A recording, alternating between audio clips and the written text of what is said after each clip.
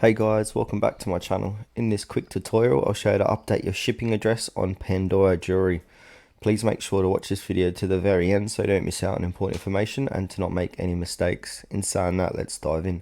Alright, on your PC or laptop or even your smart device, click on any web browser and then head on over to pandora.net. And then what you want to do is make sure you're signed in, and once you're signed in, hover over the little user person and then find my address book, and then from here this is where your addresses are kept.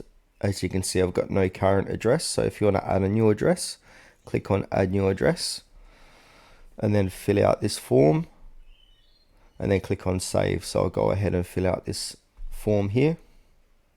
Alright, as you can see, this form has been filled out. So now what you want to do is click on save.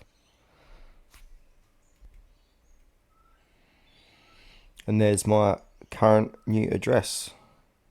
And for whatever reason, if you made a mistake here, you can click on the little edit button here to edit your address. So yeah, that's it for this video, guys. How to update shipping address on pandora.net.